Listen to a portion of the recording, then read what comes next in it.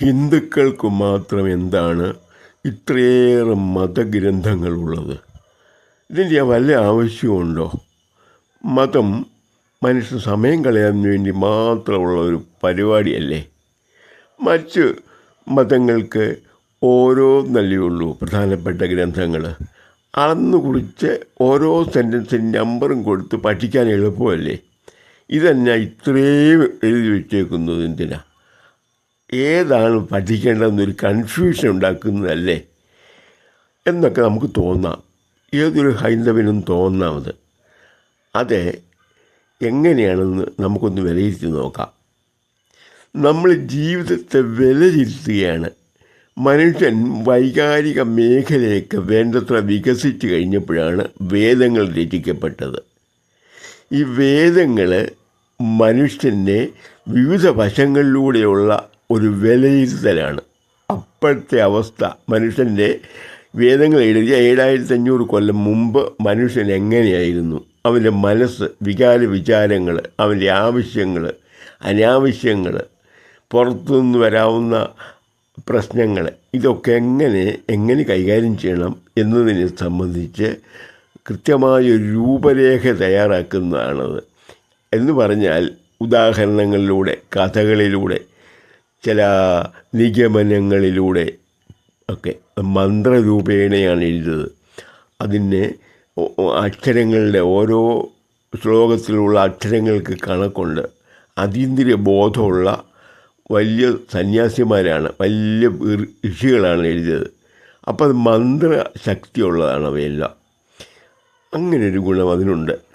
എന്നാൽ കാലം മുന്നോട്ട് വന്നപ്പോൾ അത് പോരാ, കൂടെ പ്രായോഗിക ജീവിതത്തിൽ കുറേയേറെ കാര്യങ്ങൾ, പ്രശ്നങ്ങൾ നേരിടേണ്ടി വരുന്നുണ്ട്. ബുദ്ധിപൂർവ്വം, ആരോഗ്യപരമായി, ശാരീരികമായി, പിന്നെ ചില ടെക്നിക്കുകളും മറ്റുമൊക്കെ, അതായത് കുറേ സൂത്രങ്ങളൊക്കെ ഉപയോഗിച്ച് മനുഷ്യൻ ജീവിക്കേണ്ട ഒരു കാലം വന്നു. അന്നാണ് പുരാണങ്ങൾ പലതും രചിക്കപ്പെട്ടത്.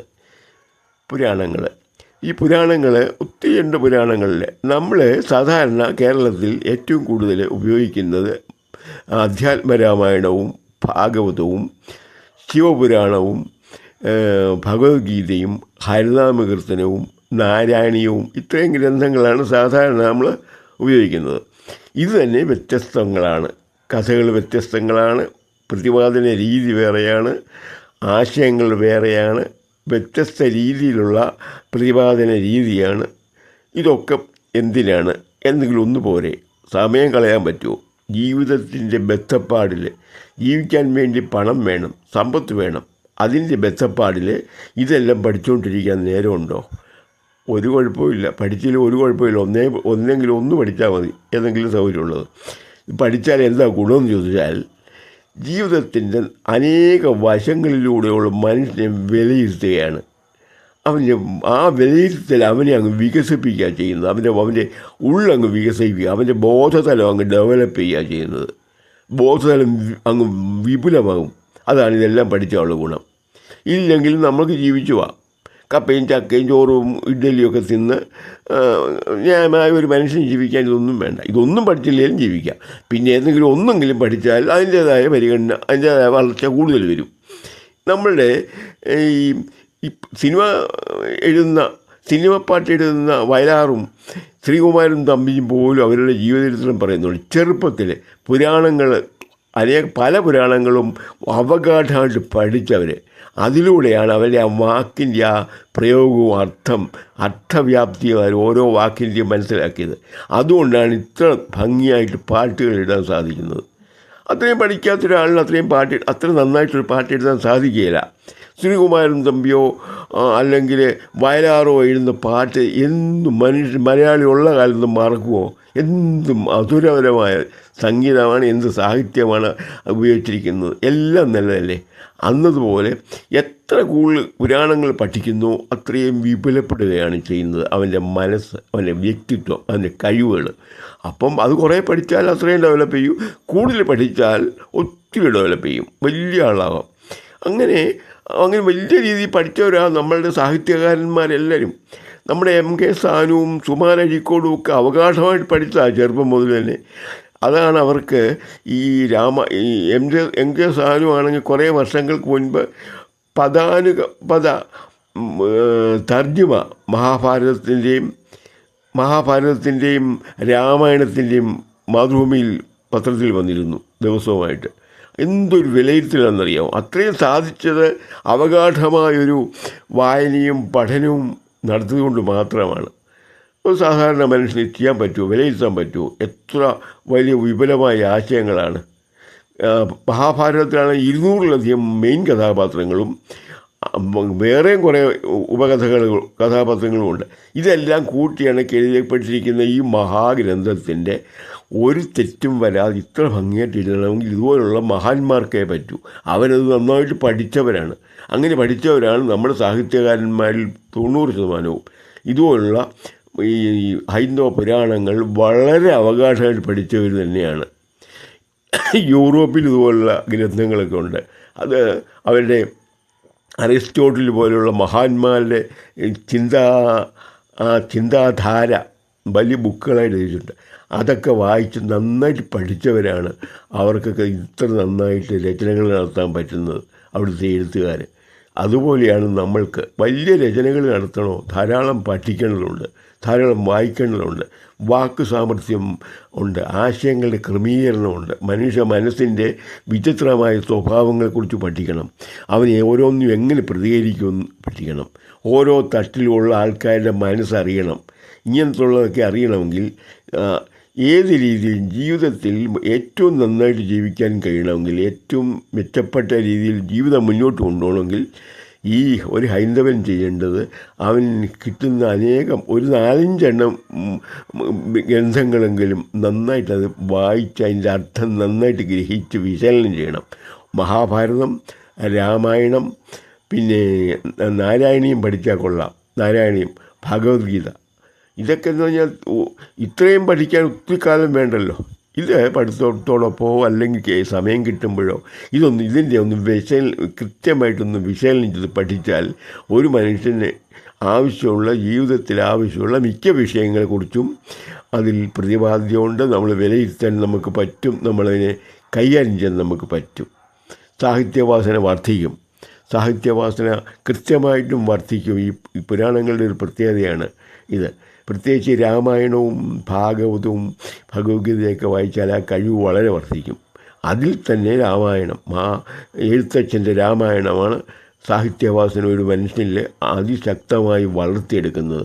അത്ര സുന്ദരമായ സാഹിത്യം ഗ്രന്ഥമാണത്. അത്ര സുന്ദരമായ കവിതകളാണ്. കവിതയെന്ന് പറയത്തില്ല, ഉന്നത നിലവാരം പെടുന്ന ആശയങ്ങളാണ് ഓരോ പദ്യത്തിനുള്ളത്.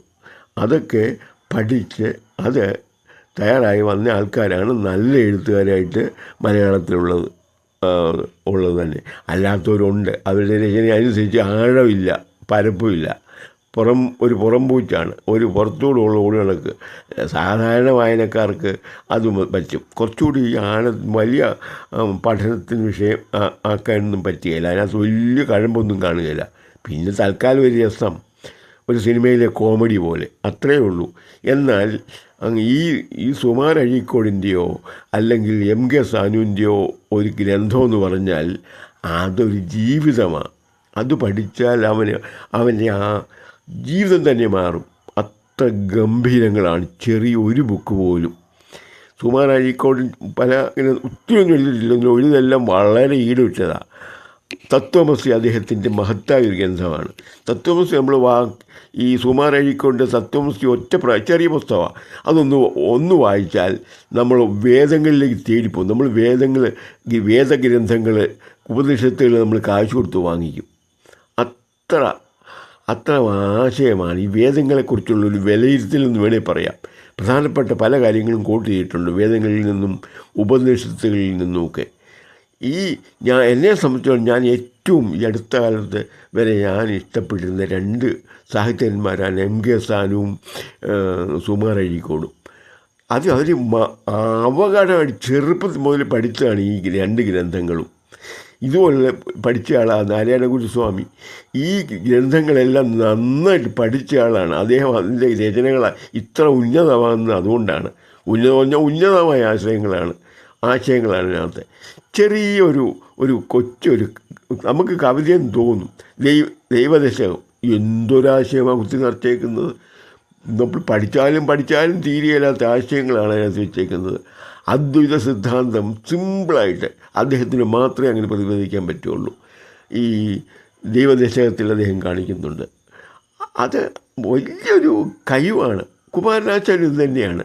ആ സിദ്ധി ഇതുപോലുള്ള പഠനങ്ങളിൽ നിന്നേ ലഭിക്കുകയുള്ളൂ.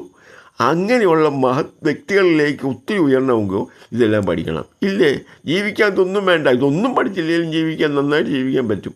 നമുക്ക് അത് തന്നെ പഠിച്ചുകൊണ്ടിരുന്ന പോലല്ലോ. നമുക്ക് വേറെ ഈ കാലത്തിനനുസരിച്ചുള്ള ശാസ്ത്രം, സാഹിത്യം, മറ്റ് തൊഴിലുകൾ ഇതൊക്കെ പഠിക്കണ്ടേ? ഇതെല്ലാം വേണം. ആ രംഗത്തേക്ക് അല്പം വാസനയുള്ള ആൾക്കാർ അതിലേക്ക് തിരിയണം. അല്ലാത്തവരെ തൊഴിൽ പഠിക്കണം. ഡോക്ടറാണെന്നുള്ളവർ കാണും, എൻജിനീയർ ആകേണ്ടവർ കാണും. അങ്ങനെ വ്യത്യസ്ത തലങ്ങളിലുള്ളവരുണ്ട്. വലിയ കോൺട്രാക്ടർ അതെല്ലാം ഉണ്ട്, എല്ലാം ഉണ്ട്. ടെക്നിക്കൽ സൈഡിലൊക്കെ എല്ലാവരും ഒത്തിരി വർക്കുകളുണ്ട് ഇന്ന് പുതിയ കാലത്ത്. അപ്പം നമ്മളൊന്നും ഈ മതഗ്രന്ഥങ്ങൾ എന്തിനാണ് ഹിന്ദുക്കൾക്ക് ഇത്രയും എന്നുള്ളത് പറഞ്ഞതിലൊരു അർത്ഥവുമില്ല. യോഗവാസിഷ്ടം എന്ന് പറഞ്ഞൊരു ഗ്രന്ഥമുണ്ട്. അത്യുന്നതങ്ങളാണത്. അത് ഒരെണ്ണം വായിച്ചതിന് ഏതാണ്ട് തീരെ ആശയമാണ് അതിനകത്ത്. യോഗവാസിഷ്ടം മലയാളം കിട്ടും അതിൻ്റെ തർജ്ജമ. മിക്ക ഗ്രന്ഥങ്ങളും ഇത് സംസ്കൃതത്തിലാണ് ഉണ്ടായിരിക്കുന്നത്. ഹൈന്ദവ ഗ്രന്ഥങ്ങൾ മുഴുവൻ അത് തർജ്ജമ ചെയ്തിട്ടുണ്ട്. മിക്കവാറും എല്ലാം തന്നെ തർജ്ജമ ചെയ്തിട്ടുണ്ട്. യോഗവാസിഷ്ടം വാങ്ങാൻ കിട്ടുന്നത് 250 രൂപ വില.